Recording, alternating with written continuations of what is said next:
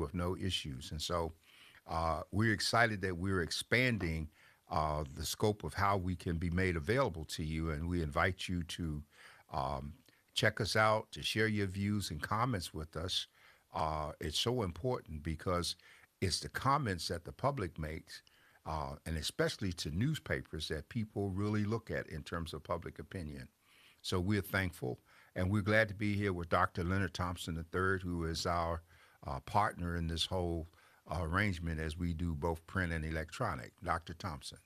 Well, Dr. Warren, welcome back. Thank you for your patience as I healed from the flu.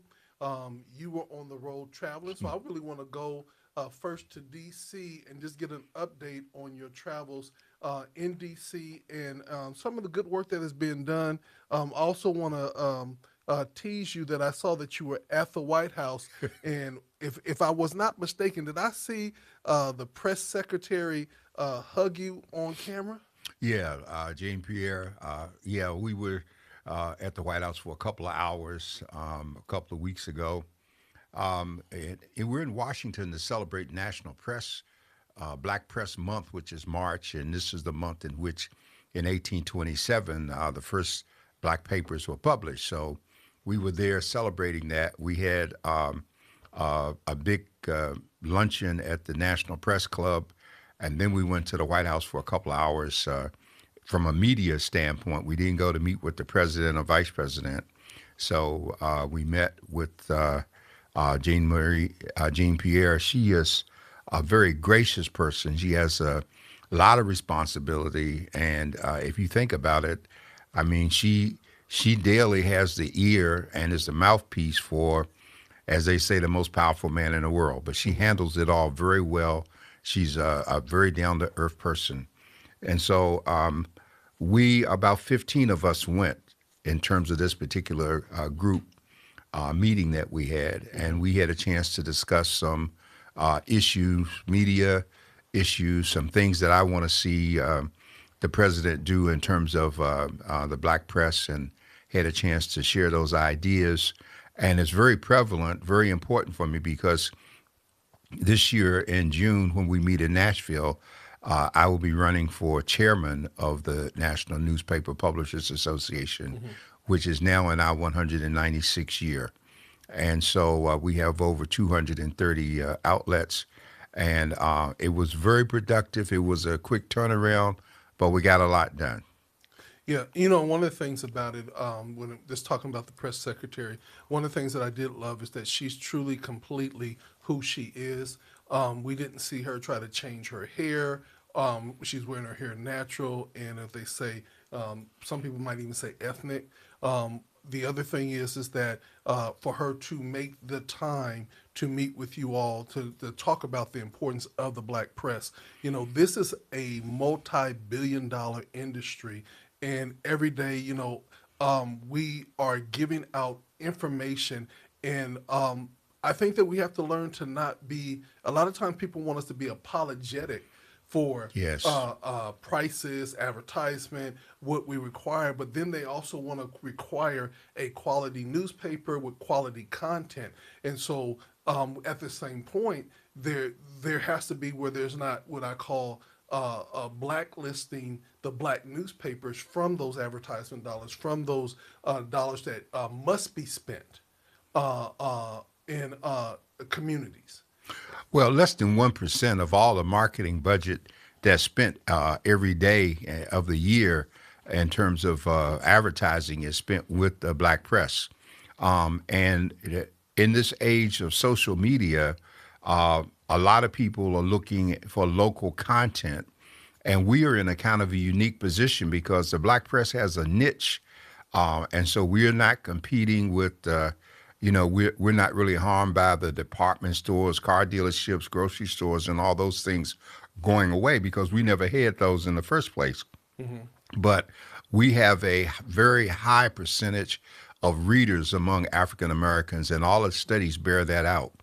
And so there are people who are outside of our niche who are trying to get into our niche, and they're trying to convince folks that they can reach and represent us better than we can represent ourselves. But at the end of the day, the black press is still the trusted messenger. And so the president has a young lady on staff there who is over African American affairs specifically, a sister by the name of Erica Lowe, and she is good. The real unique thing about the meeting with Jean Pierre is that she was so kind as to take us into her private office to meet with us. And so, yeah, we did some things out there where she does a press conference every day, some briefings. But after that, we had a real private session with her, and that was very important. And it just showed the humanity and the supports that she has for us. Well, Dr. Warren, one of the things that I have been watching, and I think we both have been watching over the years, is that, if they can't beat us, they don't want to join us. And so what we're seeing is we're seeing major papers having sections, a Latino section, a African American section, or they will feed and create a advisory board of people of color to make them feel like, okay, you have a voice in the major local newspaper. But what they do is when they do that, then the advertisers that are supposedly going to the ethnic media is going and giving it over there because they're saying, see, we're reaching the population. They do the same thing with radio and with TV. And it was tried here because over a year ago, I remember the people, first of all, the Union Tribune has a number of African Americans on their advisory board. The interesting thing about that is that the people who are on that board at no point ever approached Voice and Viewpoint about being an advisory board with us. They're still operating from the standpoint of his ice is colder. And so that's part of a problem that we have with folks thinking and acting that way. But they keep trying to pull all of the ethnic papers together, a San Diego forum or something. I refuse to be a part of it because what they do is they will take our participation and they will market that, as you just said, to get business that should come to us. Yeah. Okay. And when our people start functioning like other folks, when the newsstands were really in vogue before the internet took over, you didn't find them moving Latino or Asian newsstands because they knew that if they did, those people would stop shopping with them. So we were always the target for removal because for some reason, most of us never had a real concern about speaking up.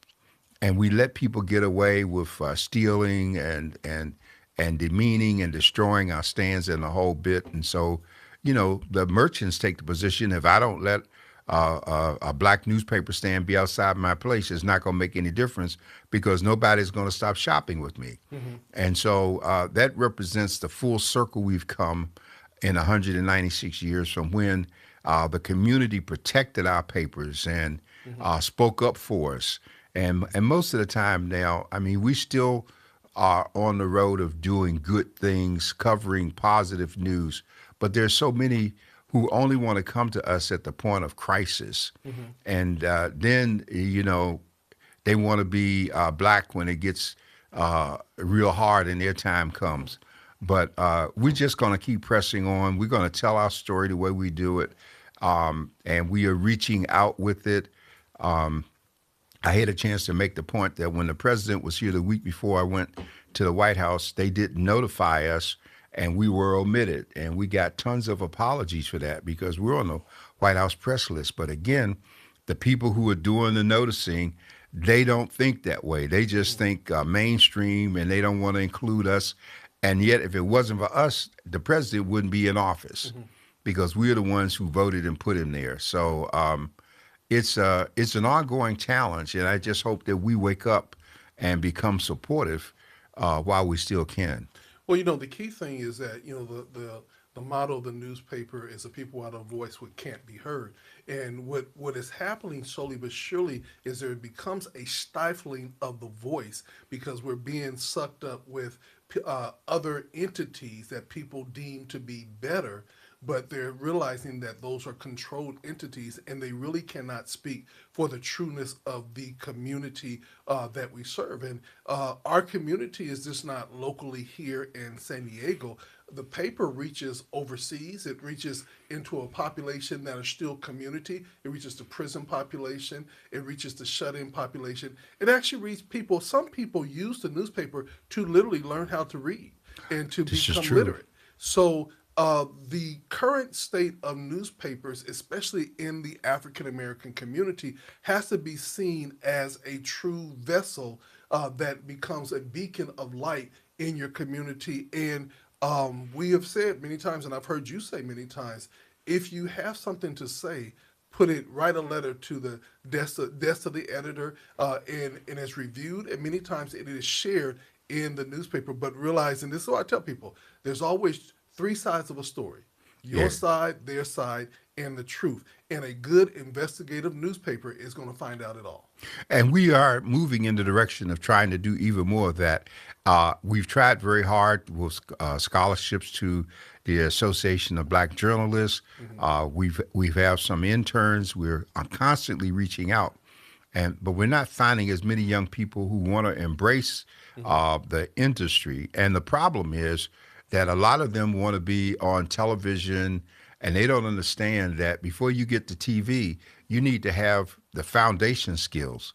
You need to be able to write, okay? You need to be able to read and to put a story together. And then you move on. And they don't realize that, from my standpoint, I have done all of it over the past 30 years, from radio, television, production.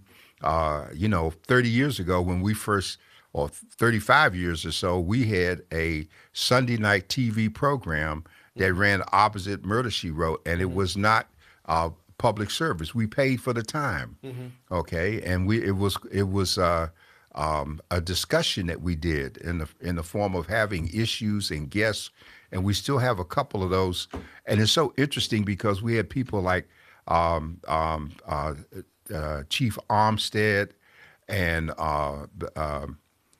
Cleo Malone and those people, and some of the very issues that we were discussing when we were all young and thin 35, 40 years ago are just as prevalent today because those issues still exist in the community. You know, one of the things that I want to share and let's talk about is what we call creating yourself a niche.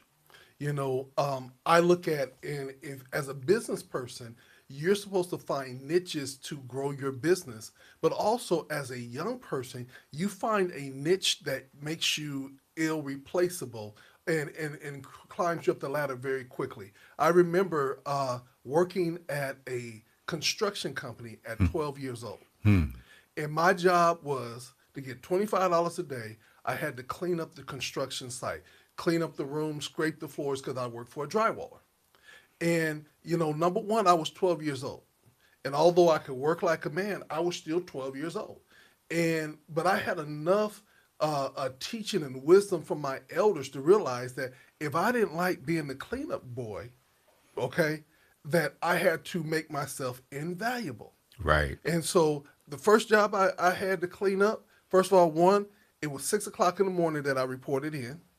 I was left on the job site by myself, so I was scared, and so he showed me what to do, and 2 hours later, I was done. And I called the office where you had to use the payphone back then. Yep. They said, there's no way you can be done. It takes a grown man all day to clean up. I said, well, I'm done. And they said, well, do it again because there's no way you can be done. So I did one more hour, and I said, call back, I'm done.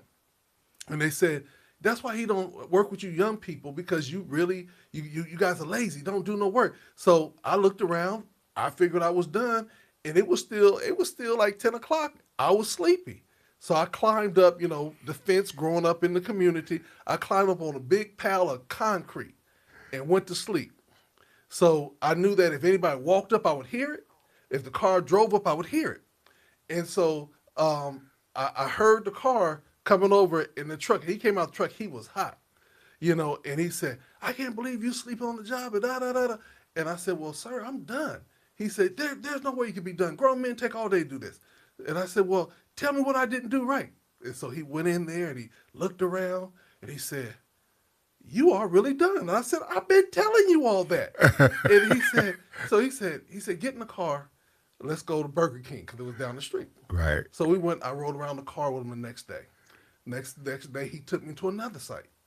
I did the same thing, but this site had workers on it, and I started seeing them hang drywall and mixing mud and everything. So I started doing my work really fast. Yeah. So I get over there and learn what they were doing. Learn their job. So by the end of the summer, I knew everything that they were doing, and I just waited in the cut.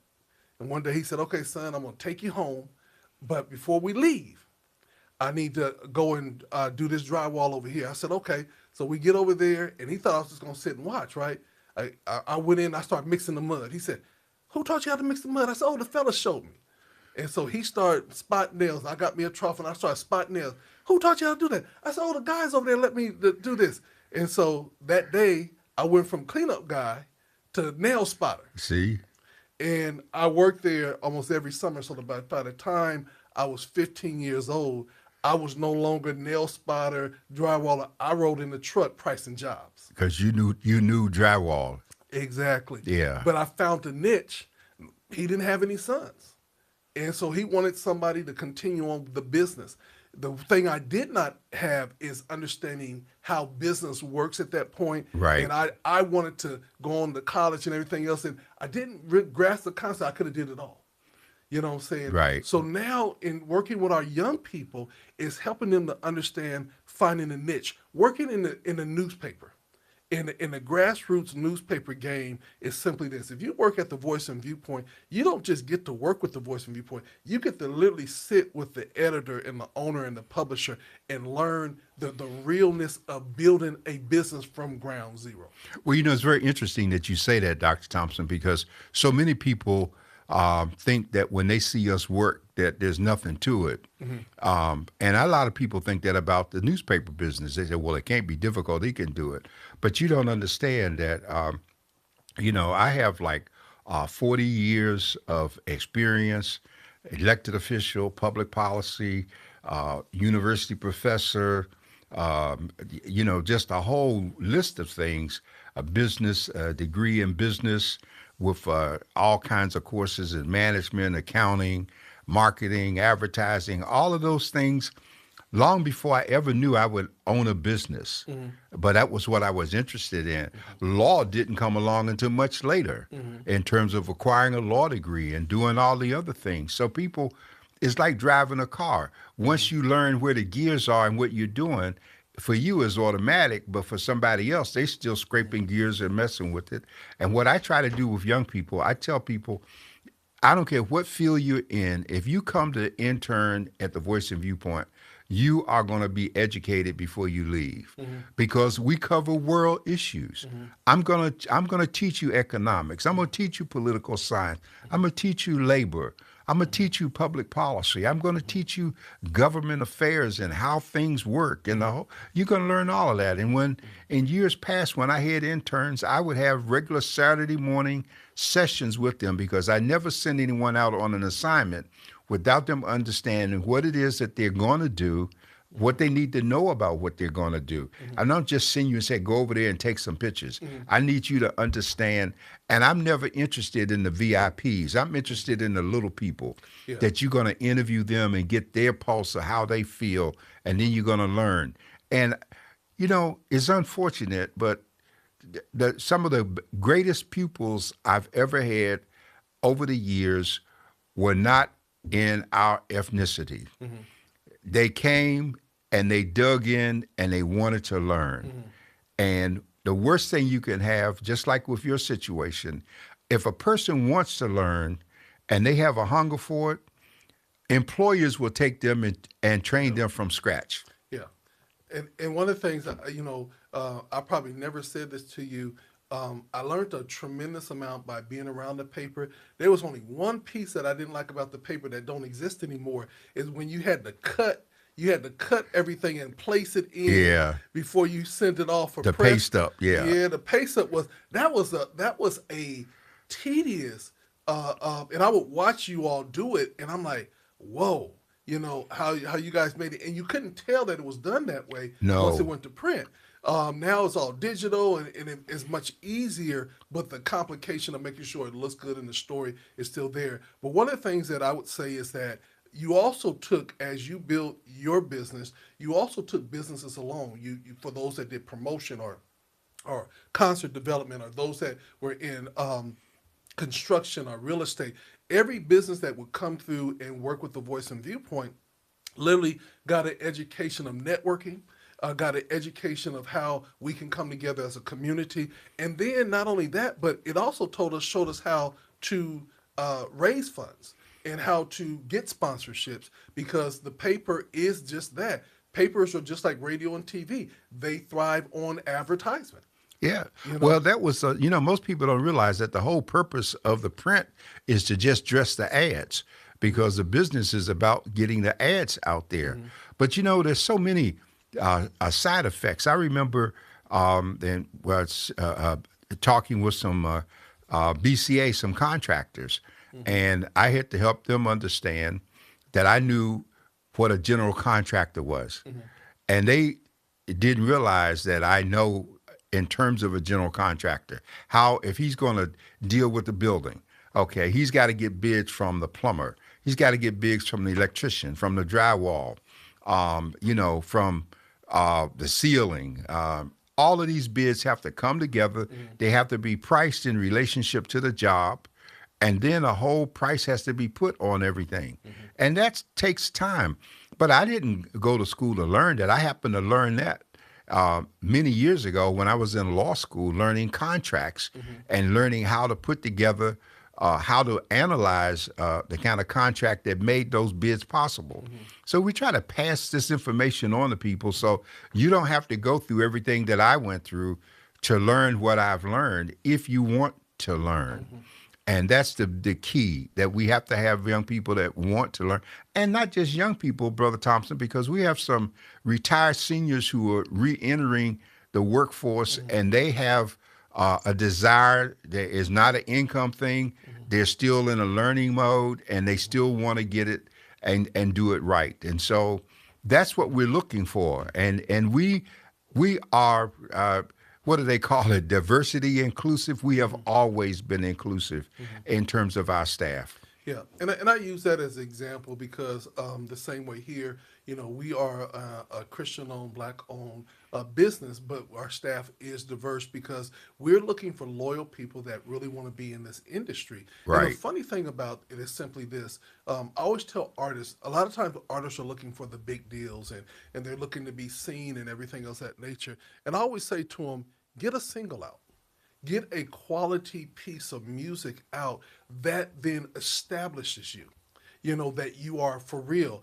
Invest in yourself. I tell people all the time, like if I was going to go to a newspaper, the first thing I would do is invest in a good camera. So when they say, "Oh, well, we have a camera for you," oh no, I'm bringing my own. I've invested in some tools, Yes. and in understanding that it's simply this: you're really not a reporter until you are published. You know what I'm saying? So you can say, I want to do this and I want to work for this and everything, but have you been published? Have you written anything that becomes into perpetuity? You know what I'm saying? The same way with music, the same way with film is what have you done to actually say that you're qualified to do what you do? So when you do internships or you go and work for what we call smaller businesses, Yes. you will find out and this is the reference that I will say to people. People will say, if you could make it at the Voice and Viewpoint and be successful there, you are now prepared to work with any newsprint, news media anywhere in the world. If you can work with Dr. John Warren, and Dr. John Warren puts his voucher on you saying that you are ready, that means that you are ready. See, a lot of times people are looking for the Quincy Joneses to establish them as they're ready in the industry, but there's some Jazzies and other people that people don't really know who they are, but they are so instrumental, especially in gospel music. I use Jazzy Jordan, who's one of our on airs. He literally single-handedly changed the gospel industry when he was brought onto Verity Records to do R&B and everything else. And they said, well, or Zomba Records for that, but they said, well, we got this little record label that we own that's for gospel called Verity. You think he could do something with it? And what did he do with it? He signed Kurt Franklin, Yolanda Adams, John P. Key. Everybody that everybody talks about today was originally signed by this individual, and he launched their careers. And to this very day, when they hear his name, they're like, "Gotta love Jazzy, gotta love Jazzy," because literally he saw the talent, but he was a businessman. He Yeah, also saw the money that came with the talent. right. Yeah, And see, that's important. And it is business. And sometimes it's hard to get people to understand this business. You know, I've been fortunate. I've had people go from the Voice and Viewpoint to USA Today. I've had people go from Voice and Viewpoint to being anchor in LA in terms of the news and to the movies and all kinds of positions just because we took the time with them. And so they just have to bring the hunger. You know, I like to use an example, Dr. Thompson. I know we spent the first half of this time on this issue, but maybe there's a young person out there listening that might understand something. Many years ago, when I had a paper in South Central Florida, and I don't know if I told this story before, um, you know, I was a person that owned horses, and here there was a guy up in Descanso who was a noted saddle maker, and people from all over the country would come to him because he would only make certain number of saddles each year. Well, South Central Florida is cattle country as well as oranges. And I was going in there one day and I saw this saddle maker shop and went in and met this man. And while I'm talking to him about my colleague out here, because there's so few they know each other, he has this young Mexican guy that's just working away in this place. And he's just doing everything. And so the man says to me, he says, "You see that young man over there?" He says, I said, "Yes." He says, "I'm giving my business to him." He says, "I don't have any children." He said, "He came to me about 4 years ago. He was looking for some work just so that he could eat. And he stayed and he caught on to everything. And he has learned this business, which is like a mason's business that you can't go to school for it. You got to learn it at the hands of someone. And there are businesses like that. I used to tell young people when we were doing the Black Chamber, when we first created it years ago, that there were people who have built these businesses. Some of them we call snowbirds. And after 30 or 40 years, they want to retire, but they don't have any children. They want to move south. Somebody comes in to work with them. Many times they have given the business to folks because they didn't want to see their life work just vaporize and go away. yeah, But you got to have vision in terms of it. It can't be, as I always use the example, there are three corners where people are selling their mama sweet potato pies, and you're going to come on the fourth corner and open it because you think your mama's sweet potato pies are better than theirs. That don't work. yeah, You know, and so and money in business, you cannot run a business just being black either. You know, money is green, yeah, and you have to have something that people need and want. And if you do, then you can grow it. You don't build a business just borrowing money from yeah, people. When you need money, you understand that if you borrow money for a business, you increase your debt service. yeah, And so you need to generate activities to support whatever you need financially so that you don't increase your debt ratio. yeah, And so I try to share all of these things with people that took me years to learn.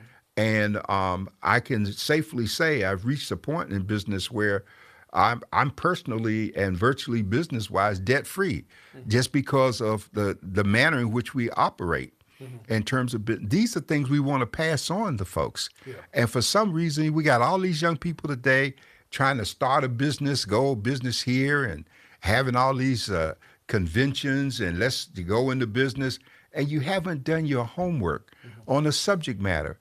Where are the jobs going to be? yeah, What's going to be the business? And one of the holdbacks for black folks is that we don't like the service industry because we had a history with slavery and servitude, and yet the economy is going so that service is where the business is going to be. If you don't believe it, look at what the Asians have done coming here. yeah, And how many black women do you know that own a nail shop? yeah. None. Yeah. And the funny thing about it, and if they do own the nail shop, many times people don't think they're as good as the Asians because the Asians have kind of did some perfecting and they have all these different skill sets and they could be better than the other shops, but people don't look at them the same because they're few and far between. Well, the Asians don't mind what they're doing in terms of working. Hmm. A lot of us have attitudes, okay? Hmm. And ironically, if you go into one of their shops, 90% of their customers are going to be black. Hmm. But yet they won't open the business and do it themselves. Yeah, You and know? I always say that in impression and how people receive you from the start. I always tell people, we have community rates and we have nonprofit rates that we provide, but I always tell them that my water is just as cold. And my service is always going to be twice as good as anybody else. And it's very funny because I sat down with a colleague one time and they were saying how high price I was and my company was for production and this and that. And I said to that person one day, I said, well, you've been using this other person for years that was from a different persuasion. I said, why don't we compare apples to apples and oranges for oranges? I've given you a quote on my business and what you wanted. Bring that quote alongside. And true enough, at the end of the day, they were paying that More. person $4,000 less than my quote.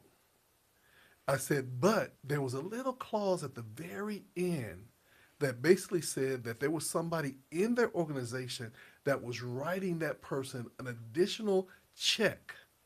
So that's why his quote was always so low. So when they took that additional check that that person wrote, now he was Paying more. $6,000 higher than me. And I Yeah. said, so in the end, ladies and gentlemen, I am offering you something, giving you twice as much for $6,000 less, but you guys didn't read the fine print. And they were looking at me and they're like, wow.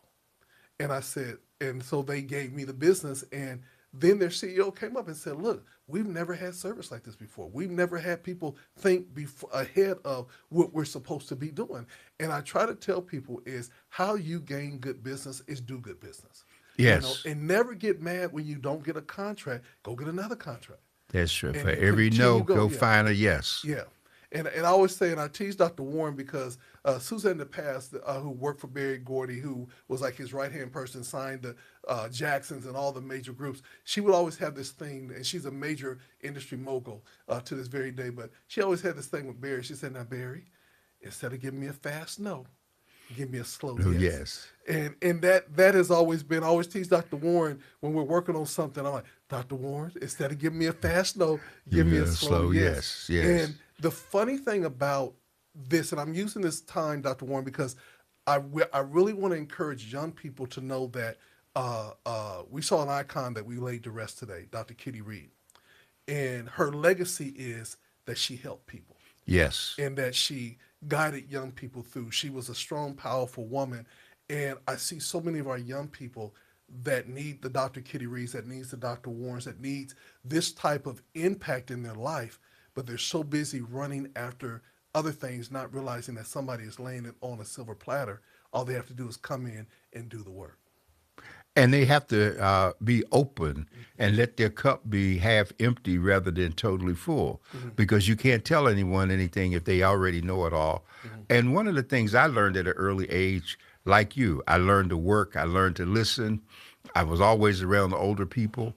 When I went to Capitol Hill at 17 years of age, I was not in my element. Everything about it was out of my element, but Mm-hmm. I had learned to listen, to make notes, to research, and to work my way up to speed, you know. And so by the time I left there 12 years later, then I had the significant position Mm-hmm. because, like you, I had learned and I'd earned it, Yeah. and I'd learned a lot of other things along the way. Yeah. And so this is a problem we have here that I'm looking for them. Where are they? Mm-hmm. And so many times when they do come, all they want to know is how much am I going to get? Well, you know, I'm going to tell you this. It'll be very interesting. There was a young man when I was an elected official that I had hired for years as an attorney on retainer to cover matters for me because I had a lot of legal issues when I was an elected official. Mm-hmm. But when I finished law school years later, I went back to this individual and I convinced him to hire me for free, to work me as if he was paying me Mm-hmm. a fee. And I worked like a dog for this person almost 24 hours a day. And they couldn't believe it. Like, this was my employer, and he's just doing all this gut work. But I wanted to learn the next step Hmm. in terms of hands on. And that's what we have to be willing to do. You know, one of the things my uncle, the late Bishop J.A. Blake Sr., I used to always see young men around him, and they would almost battle to carry his briefcase. And who would drive him and who would go with him and everything like that. And they were really about, I want to be with the bishop. And at first I thought they wanted to be with the bishop because he was the bishop. And one day I'm sitting down with him, and he says to me, he says, one of the most powerful positions to be is to be seen and not heard.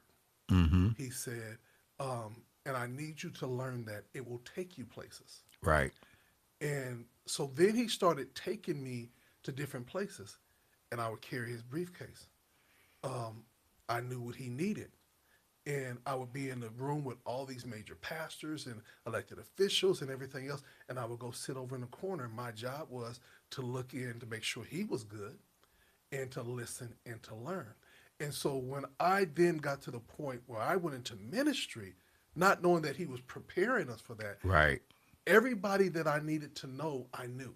You had And met. they knew me without me ever saying a word. And that is the thing when you're able to work with a Dr. John Warren. I laugh because, see, I'm an older person. I'm going to be 58 next week. Okay. But I remember coming up to you just recently. I said, Doc, I really need to meet this person. And he said, oh, no problem. Okay. And the next week, you literally walked me up to her and said, oh, I need for you to meet him, and y'all need to exchange numbers and everything like that. And it's like, that is how we're laying it out for the young people to say, look, you don't have to do all the battles. Most of those battles have already been won. Yes. Now, all it is walk in your anointing, but you have to be a part of something, not always in the mode of starting your own things. I look at where the paper was when I was coming up and cutting and pasting and getting it ready for print to what it is now, where you have employees all over the country working for you to produce the paper. I have people working for me that I've never met. Yeah. I haven't seen them or met them, and some are overseas in Europe, Alaska, Mexico, the East Coast, yeah, Africa. People are all over, and sometimes it's hard to get folks to understand just how diverse we are because they come to the building and you don't see that activity. You think, well, there's nothing going on here, but people are working around the clock Mm-hmm. because we're in different time zones, and Mm-hmm. the proof comes in our analytics when we do it. Because each week I sit down and do the analytics with my staff person, and I see how many people came on from China, from Norway, Pakistan, okay, from the United Kingdom, from Mexico, from Africa. I mean, just all over the world, people tune in, and it took me a long time to understand that one of the reasons they follow us is because they want to get greater insight into the African American or the black experience Mm-hmm. in a racist America Yeah. that has refused to do things that it should have done.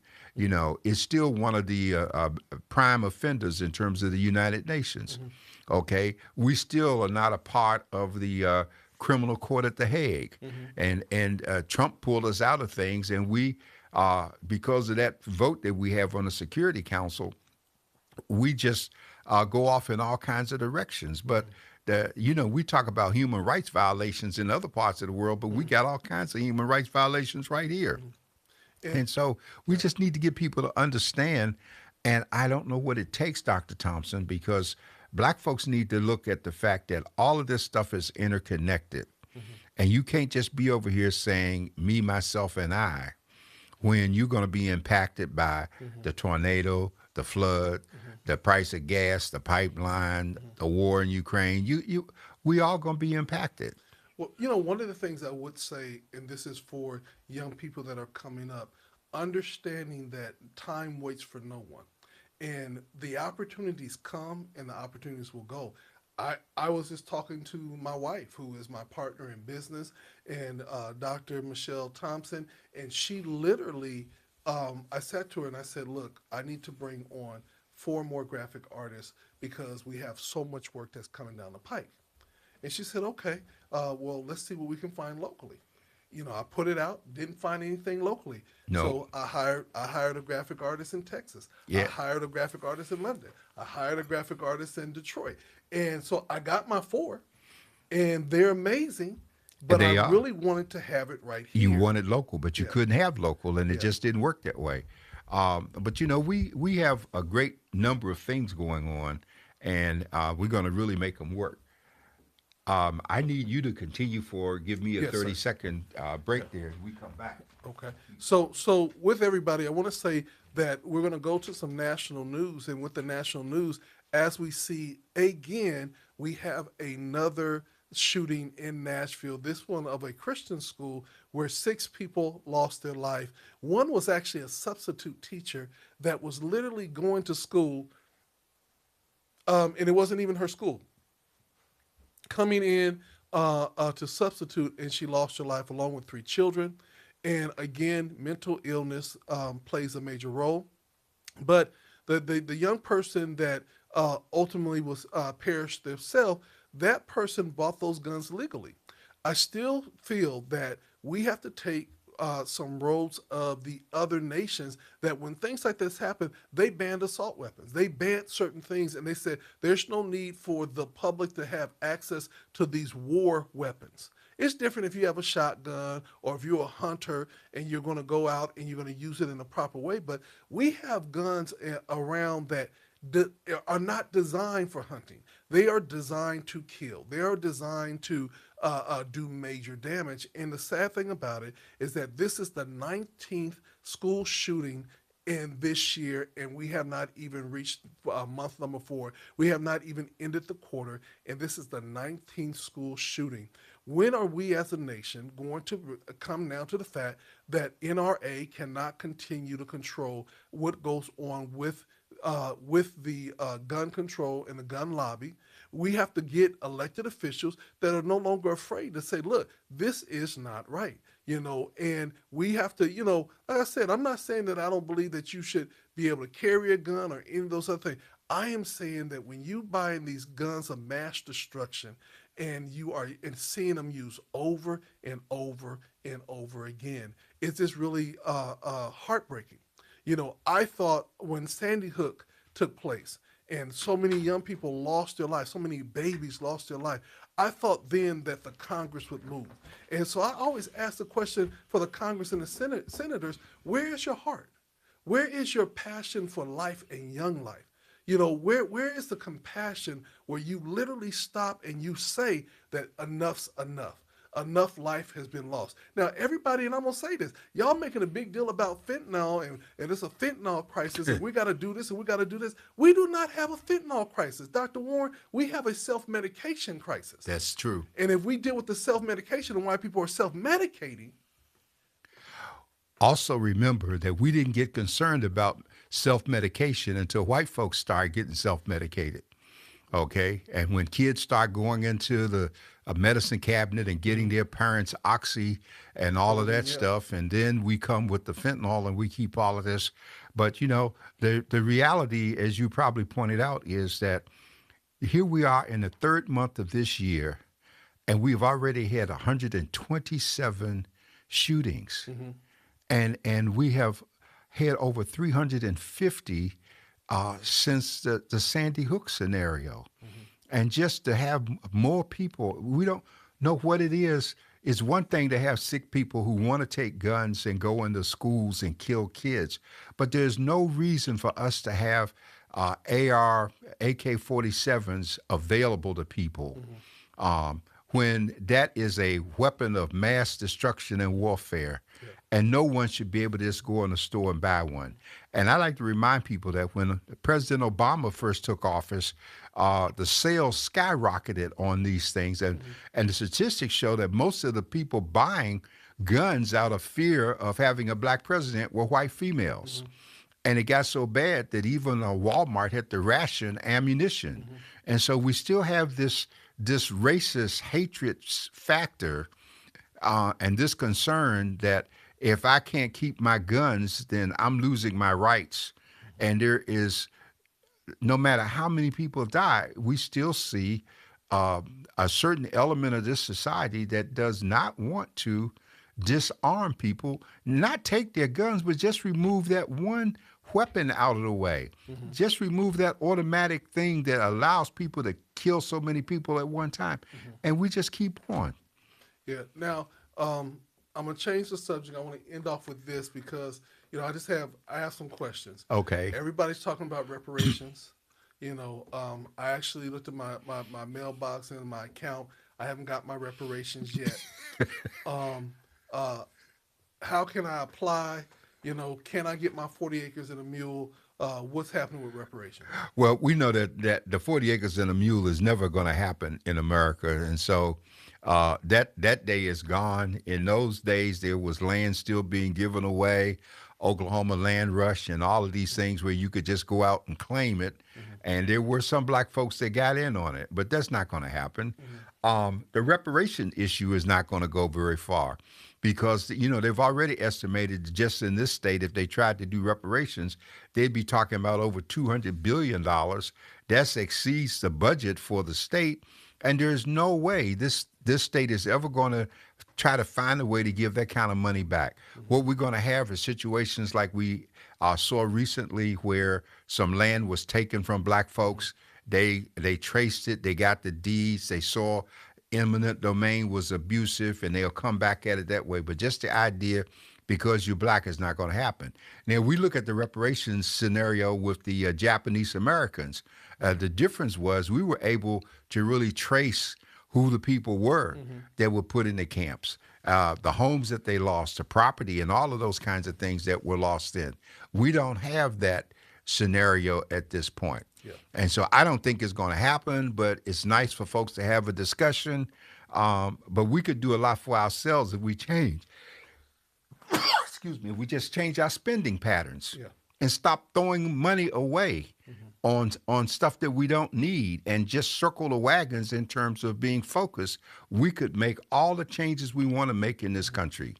Well, Dr. Warren, I said that was the last thing I was going to talk about. I got one more thing, and I want to say this to our politicians, our elected officials, our police officers, and our leaders. We're not going to always see eye to eye on things. We're not going to always be at the same table and want to eat the same food. But we are encouraging you to come to the table, even when it feels uncomfortable and we have to have uncomfortable conversations. It is important that we have those uncomfortable conversations, and we can agree agreeably, we can be respectful, but I want to encourage some of our elected officials, some of our leaders to stop running away from having real conversation. If you accuse me of stealing from the apple tree, and I know I didn't steal from the apple tree, then I'm going to sit down and you can call me every name in the book. But if I know I didn't steal from the apple tree and I got proof that I didn't, I'm going to have that conversation. But if you know that, you might not have stole from the apple tree, but you ate from the apple tree, then come to the table and say, you know what, I hear your point. And I did get an apple pie out of that apple tree. And now that I know that it wasn't right, we're going to make a change about it. I'm tired of seeing people afraid of having real conversations, so they cancel interviews or they penalize people that interview people that, quote unquote, they might not agree with. But if you don't agree with it, if you have an opportunity to tell your story, come and tell your story. But if you don't come to the table, to the Voice and Viewpoint, or to the radio station, or to any place else to tell your story, don't get mad if someone else comes in and tells their story and it becomes a single narrative. Well, Dr. Thompson, as you're mentioning that, and I'm looking at, we have a couple of comments that came in, and one in particular I'm excited about because I remember Tasha Williamson for a long time has had a coalition of people in gun safety classes, and the whole idea was that we needed to understand gun safety, not that we were going out advocating, getting armed just to shoot people, but everybody is armed in America except some of us. And so we needed to pay attention to what's taking place. And at the same time, we need to Look at disaster preparedness is being pointed out. We are not prepared. And if you look at in San Diego County, I bet you that all of the people that are on the disaster preparedness teams here in the county, none of them really look like us. No. And so that's another factor because we haven't taken the time to get involved. Yeah. So we have a lot of work that we have to do Yeah. in terms of helping each other, and we don't want to lose the opportunity because we're so busy focusing on what other people are doing to hinder us that we're not doing what we can to circumvent that and help Yeah. ourselves. And one thing I want to send a shout out to Kelly Stepp. She actually does courses where you can bring your whole team. She will train them how to use guns, look at what's the best gun. Then she takes the whole course to the range and lets you Yes. shoot different guns to find out which ones you're comfortable and that you can handle. And she literally teaches you safety and everything about it. Because in today's society, I can tell people, here at GOD Radio Mandate Records, you don't want to run up on us, because y'all don't have to worry about us. You got to worry about my women because they're locked and loaded and they ready. Yes. You know what I'm saying? But what I say to people is simply this: it is for self-defense. It is for safety. A lot of us are afraid of guns because we have we're not familiar with how to use them and what's the better ones. Like I tell women, a revolver many times might be safer for you because all you got to do is point and shoot. You know, Well, and then you got to be smart enough to know when not to get caught with a revolver, exactly. because I mean, we've had African American police officers off duty who responded to a police officer in trouble, and they go to help that officer who's taking fire, and then when the backup comes, they shoot him because he's black, and they assume he's the problem. Yeah. And so, learning safety is one thing, but that doesn't mean that you start violating the rules and start carrying, because this is not an open carry state that we live in. We're not in Texas, and so we're not here to make our day, but we need to be prepared across the board in Yeah. terms of both self-defense, preservation, concern one for another, and I think that makes a big difference. Yeah, and one of the things about it is that encouraging the strong voices of our community, let's come together. Let's come together in the good times and the bad times, having these uncomfortable conversations, holding people responsible for things that they do. There's a lot of changes that are going on, and the elections are right around the corner. Yes. People are terming out. Some people are retiring out. And the reality comes down is that if we do not collectively put good people in, we become part of the problem and not the solution. But Dr. Thompson, this is my concern because every time we talk about the coming vacancies, there's a conversation about who do we select and train. I think that people should be selected based on their demonstrated commitment and their desire to serve. I don't think we need to be putting people in office who show up and sign up and want to serve because they want a title.